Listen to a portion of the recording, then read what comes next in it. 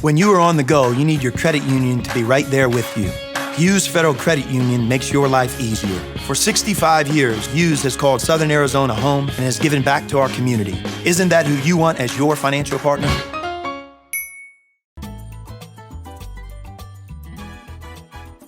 Welcome to Greg Hansen's Video Notebook, brought to you by Hughes Federal Credit Union. I'm Star Sports Editor Ryan Finley, here for now with Greg Hansen. You have got a flight to catch.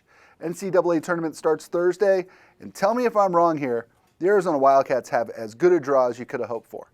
It was almost like when it came on a TV screen, you went, who are they leaving out? There's got to be at least one more big thorn there. Right. And there wasn't. Right. And even the big thorns that have made it to the West, I think Notre Dame, for instance. Notre Dame, before Sunday, was a Final Four pick of mine. Yeah. They're on the other half of the bracket. If you're Arizona and you're playing Notre Dame in, say, the Elite Eight, that's because Gonzaga has lost. Yeah. That's good news. This shakes out incredibly well for them. I don't think it would be good news if Gonzaga gets beat.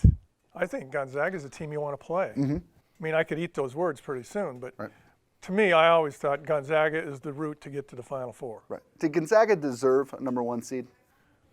I can see why they got it, but I certainly don't think they're one of the four best teams in the country. Really? I think the ACC alone, 4 teams at the top are better than Gonzaga. This is where social media ruins sports for me sometimes. Yeah. I watch so many Arizona fans spit at Gonzaga over the weekend. Yeah. You need to remind them, you know who they beat in December? Arizona. They beat Arizona. And you're sitting there trying to make the argument that one team is, and look, you can say Arizona's just as good as Gonzaga, or maybe a little bit better, but it is a joke that Gonzaga is a number one seed. Garbage. That's the wrong word. I mean, to me, I don't know. And I think history makes us underestimate Gonzaga sort of as a rule now. I still kind of consider them like Boise State in football. Yes. But they're above that. Yes. They get all the good players in their league, which means they have an advantage on paper every year, and then once they play teams that are sort of bigger and better than them, they're put in place. Hey, you talk about a history lesson. Here's a quick one. 2003, right? Number one seeded Arizona with a veteran team, Luke Walton, Jason Gardner, all those good players, played number 8 Gonzaga in the second round in Salt Lake City, and maybe the best game Arizona's played in 81 NCAA tournament games. The greatest game ever played. Yeah. I think if you're Arizona. I mean, guys collapsed on the floor when that thing was over. It was overtime. And they were at 8th seed. God.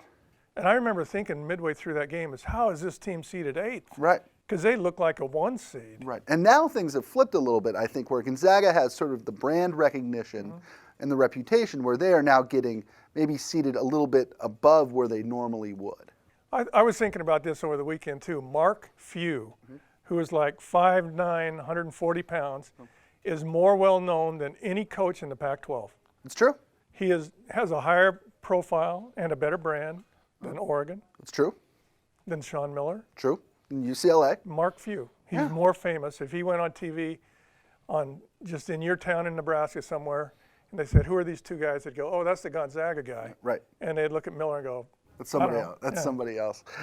You look at Arizona's sort of early rounds. Obviously, you don't want to discount North Dakota, the Fighting Sioux, or the Fighting Hawks now. Hawks, whatever they are. In the first round, a possible matchup with St. Mary's, another West Coast Conference school, in the second round. How do you think Arizona matches up against both of those teams? Well, they'll whip the Fighting Hawks. Okay. And then St. Mary's could be tough. Could be. In 1997 when they won it all, they played South Alabama, and they were down by 10 with 7 minutes to go. It was freak-out time. And the next game, they played College of Charleston and had to avoid a shot at the buzzer to win. Wow. Those teams aren't as highly ranked as these, certainly as St. Mary's. Right.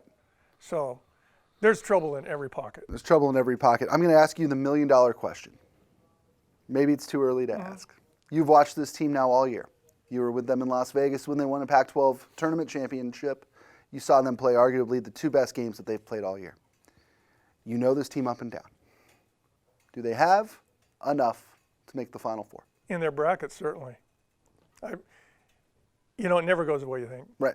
This is one year, I think maybe the only year other than like 2001 and 1988 that I thought Arizona was going to the Final Four. Right. I think this year they are. That's it. If you're looking for a reason to be excited, Greg Hansen just picked Arizona to go to the Final Four. You can read about that and more in our NCAA Tournament special section coming out Thursday in the Arizona Daily Star. Never miss an opportunity to plug. That'll do it for this episode of Greg Hansen's Video Notebook, brought to you by Hughes Federal Credit Union. For Greg Hansen, who else you got in the Final Four? I think Duke wins everything. Ooh. You just undid whatever goodwill I know. Okay. I don't like it any more than anybody does. I'm Ryan Finley. We'll see you next time.